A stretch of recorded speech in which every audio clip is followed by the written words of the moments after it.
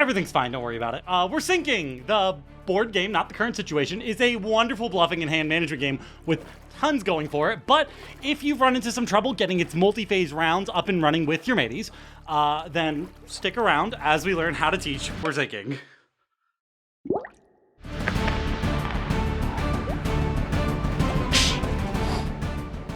A hearty thanks to Ludimus Games for sponsoring the episode.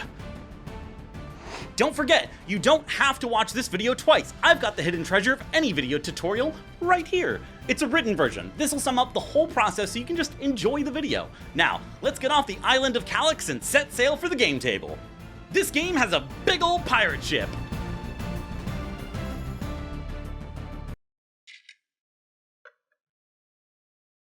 Oh, I have to do more than that. Oh, okay, well, I mean, the pirate ship was enough for me, but okay.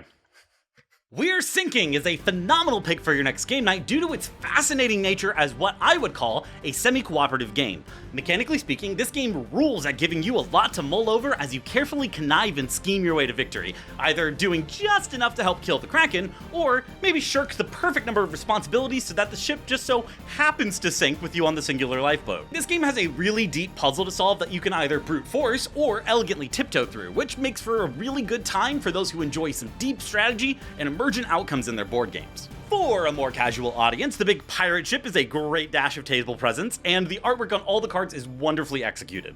With these big sails, the giant artwork for each character, and custom dice, there's truly a lot to ogle as you play the game. The bluffing mechanics fit right at home with your favorite party games, meaning those who get bored reading cards and crunching logic puzzles will love being able to sow chaos through their unhinged deception. And those who crave a more social game will love the interplay between all the players trying desperately to kill and or encourage the giant shark to eat everyone. If you want help convincing someone to get on board with We're Sinking, here's a 30-second pitch you can use to convince anyone on giving this game a shot. Alright, so we're not only good pirates, we're kind of the best pirates. We've sailed the 7 seas and I think even discovered the 8th one. Nothing could stop us except a giant monster punching massive holes in our hull. Oh, it's called We're Sinking, so that's exactly what happened. Now each member of the crew has a choice. Do we save the ship, or do we save ourselves? Save the ship, and you'll want to scrounge up as much treasure as you can, but if the ship goes down, you better have some fairly empty pockets or you'll be sleeping with the fishes. Carefully strategize and manipulate your way to treasure or safety as you carefully gauge the situation, and if you manage your cards right, you might just make this out the richest or most not dead pirate. Alright, I drastically changed how setup works in this game, so let's dive right into it. Due to the way that I like to teach this game, we're going to incorporate the first 2 phases of the game into setup, the one where water pours in from the breaches, and the one where the enemy attacks. How this works is, before you even start explaining anything to the table, preemptively resolve those first 2 phases as normal. If someone asks what you're doing, you can just say it's part of setup, which technically isn't a lie. What this is going to do is allow us to explain the meat of this game first and get players diving in and taking actions and getting a feel for the game before we just start arbitrarily resolving steps of a game they don't know how to play yet. To offset the time it takes to do this, by the way, you can preemptively set up the decks of cards for your player count if you happen to know ahead of time how many people you're going to be playing with. The last thing we'll skip is everyone's starting item. We're going to leave these out until the start of the second round once you get a chance to explain items and when to use them, which we'll talk about in a bit. Go ahead and deal out their 3 clear water cards though, as they'll still need those for the first round. As with any game, you can set yourself up for success by establishing 3 key pieces of information with your players. You'll want to set the stage, set the goal, and set the expectations. As with any pirate game, you obviously get to do your best pirate impression as you recount the tales that brought ye scallywags to your current fate.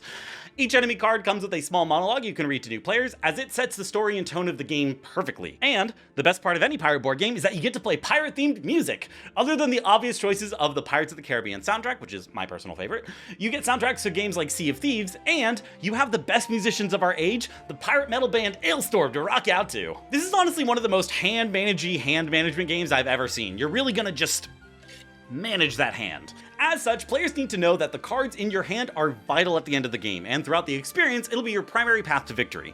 If we save the ship, whoever has the highest sum of treasure across all their cards is the winner, and if the ship sinks, the winner is the person with the fewest cards in their hand.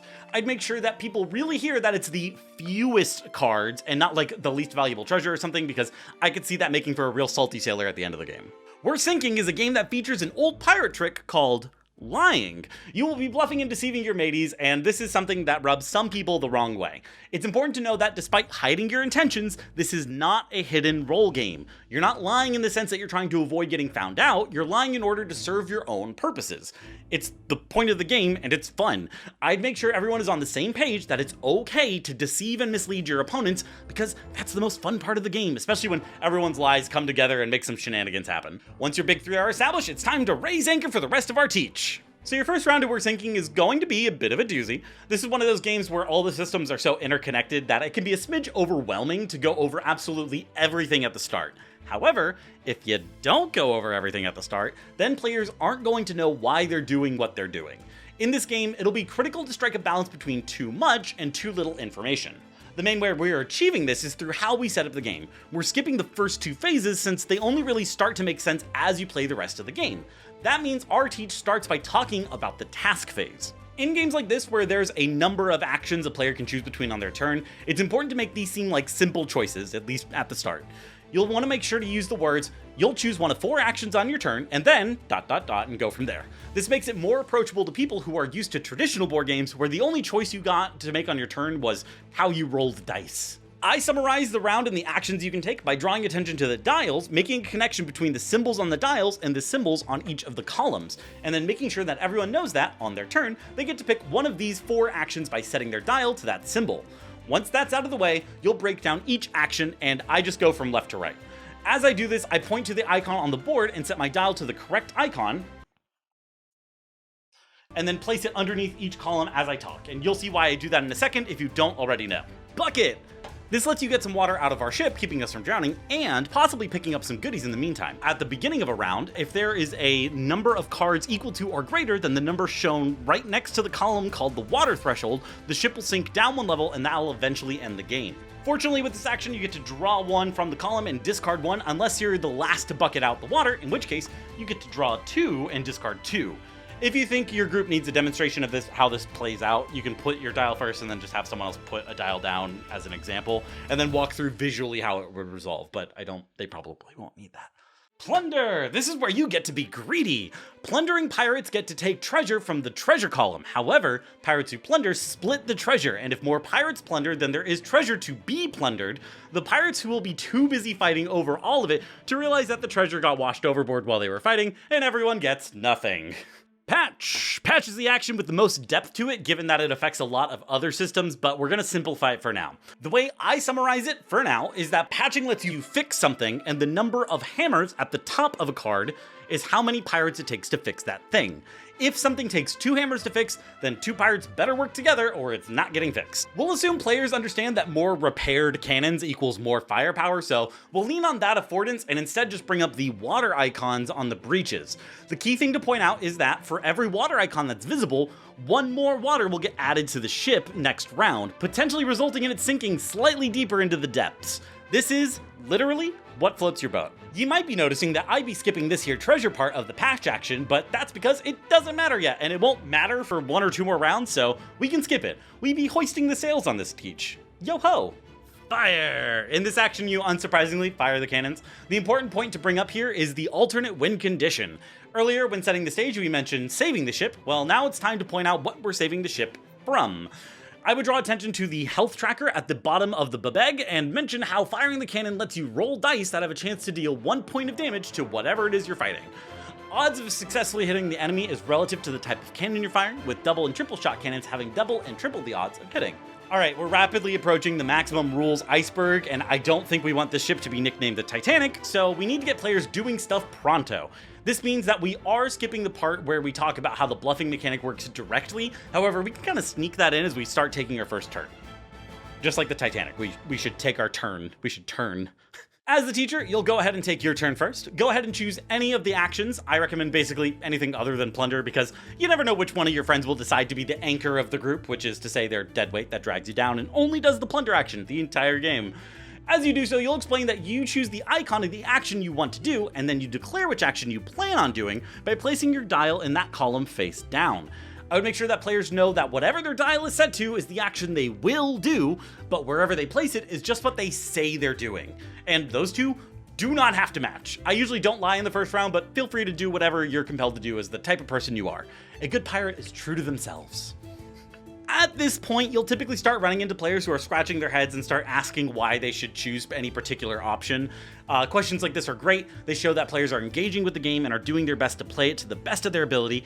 Unfortunately, questions like these also can bore the heck out of people who just want to spin their fun little dial and lie. So do your best to answer questions like these as quick as you can just to keep the game moving at this point. Once everyone's got their dials down, you'll need to flip and resolve them. If someone lies, then you can just demonstrate how you move the dials before resolving the actions, which has some minor consequences on like the bucket and patch actions, but otherwise, how the dials move is a small fish in this big pond, so unless you've got some really hardcore strategy friends in your group, you can just bring up this fact once someone lies. Otherwise, it's time to resolve. As you resolve all your actions, we're at the part of the game that's mostly just upkeep. A significant portion of these actions no longer require any significant player input, and I would just talk people through the steps of how to resolve their chosen action as it comes up. Each action has some minor things to consider as they get resolved through, so we'll blast through those real quick. When taking and discarding a card for bucketing water, it's important to know that there's basically never a situation where you'd want a bunch of clear water cards in your hand, so that's a good thing to bring up for those who are choosing which card to discard.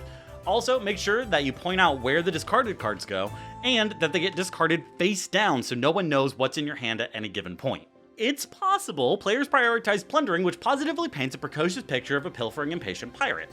If you have more than one person plunder in the first round, you'll have to explain items and treasures a bit so they can roughly make an informed decision. If just one pirate plundered, go ahead and let them take all the cards and mention that you'll explain items in a bit to keep things moving.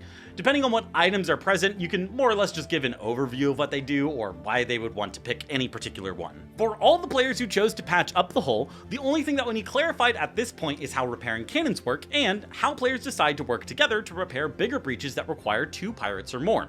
There is sort of an order of operations to how to decide what players can repair, where players who go first have to ask later players to help them repair bigger breaches, and they have to agree, otherwise they have to use their patch action on something smaller if available. But that's only really needed to be explained if the most hardcore of players are looking to exploit major breaches in order to trick people into wasting turns and sinking the ship, which won't happen until later.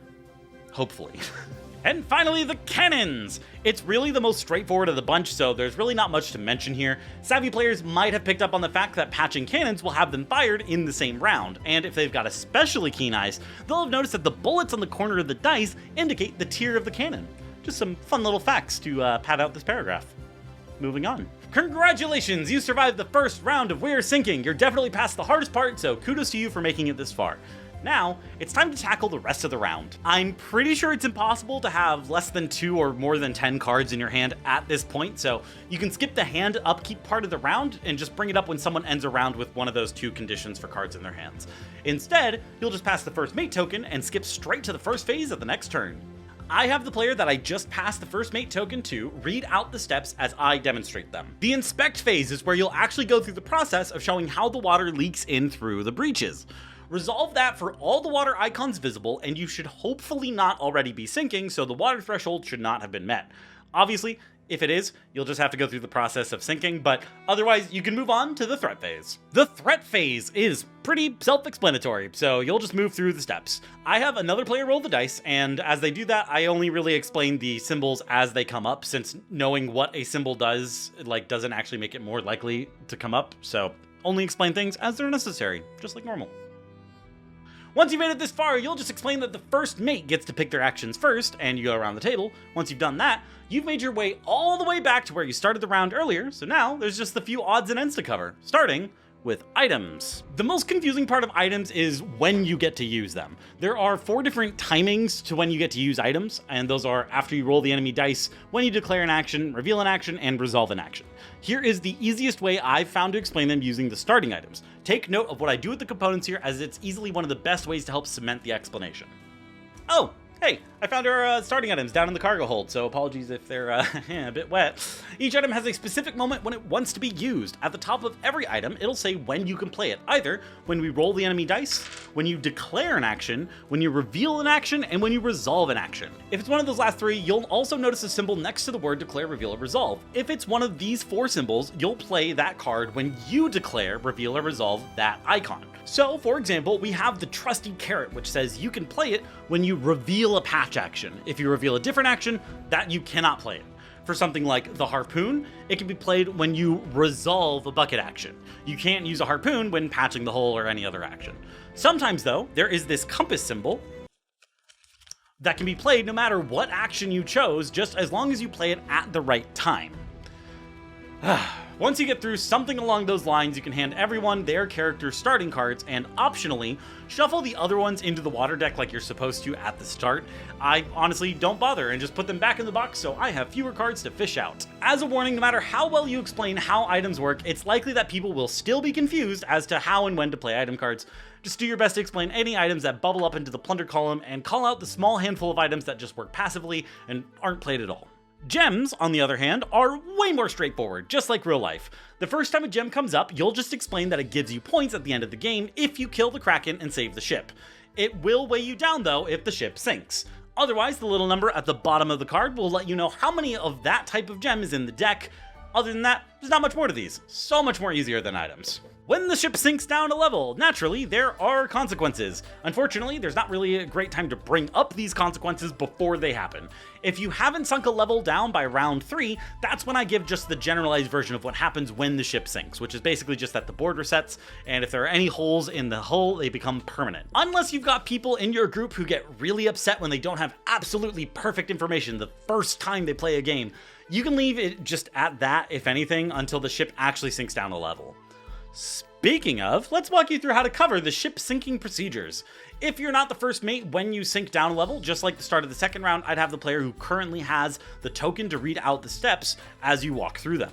Obviously, the main one to start off with is that if there is no more ship left to sink, the ship has been sunk and the game is over. One more ship level down means that you are one step closer to the end of the game. As the ship sinks, you will draw attention to the chests that get added to the breach column. These take a hammer to open, which means that you've got one more thing to choose between when taking the patch action.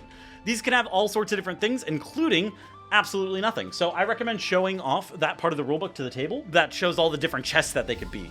And anyone who actually cares will take the rulebook from you and look at the options. Something that's also fun to note about these chests is that they both don't count towards your hand limit, and you can keep them secret for as long as you want. So make sure that any player that busts one open know that they can use it as a bluffing tool if they'd like.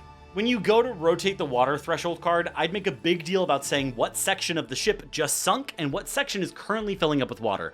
Going from level 1 to level 2 is a lot less dramatic than saying, well, there goes the cargo hold and now our crew quarters is getting wet, and I don't know about y'all, but I don't want wet socks. While you're being dramatic, also point out the water threshold and the number of cards that get dealt out by default each round. Resetting the board is pretty self-explanatory, so moving on. Here's where you could potentially get permanent breaches. If you were good little pirates, then the ship shouldn't have any extra holes in it. However, there probably were some holes, so you're going to need to explain that if there were any breaches, you get a permanent breach token, which adds 1 water to every future round.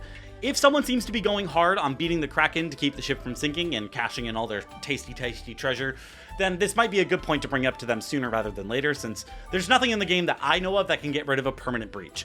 I guess that's why they call it a permanent breach and not a minor setback breach. Once you're through all that, you can flip the token, and you can move on with the rest of the round, moving on to the threat phase like normal. So you've shot some cannons, fixed up the hull a bit, plundered some treasure, and now you're approaching the end of the game. In the times I played it, it usually came down to the wire with the ship on its last sea legs and the Kraken just a few cannonballs away from Davy Jones's locker. Fortunately, regardless of which way the game ends, you can easily figure out who the winner is. If the Kraken goes down, then it's just a matter of having everyone add up the total treasure they have. I recommend asking everyone to keep their total in their heads for the moment, and then going around the table to add some theatrics to the end procession. There are a few cards in the game which require some extra math to see how much they get you, but I'd like to think that players who have that in their hand have read the card and know how it works. And if they don't, I'm sure if they haven't already, they'll ask about it at this point. If the ship goes down, you just need to have everyone count the number of cards in their hand, and if there's a tie, the player that has the highest treasure value in their hand wins. Now, the game ends there, but I like tiebreaker breakers, so be ungovernable, keep going. If there's still a tie, Captain Beard over here says whoever most recently was the first mate is the loser, as they had the turn advantage and still were only able to get a tie. And that's just shameful. If you made it past scoring, that's the end of the game. This game is definitely one of those you'll get it after you play it once kind of games, which I hate describing games like that, but even as someone who was teaching the game, the first few times I played it, I felt myself learning more about the strategy that this game had lurking under its papery depths. Honestly, I think that despite the playtime, it's worth planning a second game right from the start, since this game really hits its stride once everyone at the table is fully aware of everything that's going on. If you immediately dive into another play of this game, you can obviously start it off as normal, ignoring the part of the teach where we skipped doing the inspect and threat phases as a group and did it part of setup. I'd also give everyone their starting items right away as well. Other than that, it should be smooth-ish sailing. Ahoy! It's the Teacher's Guide! This here treasure map walks you through every step of the teach that I just covered in the past, I don't know, 20 minutes to 20 seconds. If you're interested in that, it's on my Patreon as a publicly available free download. The link is in the description. I print these out and keep them in the box, but you can easily just save them to your phone and have them ready whenever you decide to go syncing with friends again. Massive thank you to Ludimus Games who sponsored this episode. They reached out to me, sent me the game, and were incredibly kind the entire time, so they're just really awesome, and I really appreciate them. They've got an expansion for this game that I'm itching to get now, as well as some other fun titles coming up, so be sure to go give them some love. That was funny, I'm keeping it. Speaking of giving love, my patron supporter give me all the love. Monthly. Thank you so much to them for the support. They're all incredibly generous, and I cannot thank them enough. If you've got spare treasure, I can always use the extra doubloons each month to keep the channel going. Otherwise, I have to get a proper job, and they don't let you wear hook hands and draw on your glasses with expo markers. Avast! That's the last pirate thing I know to say, so go, set sail, and get sinking!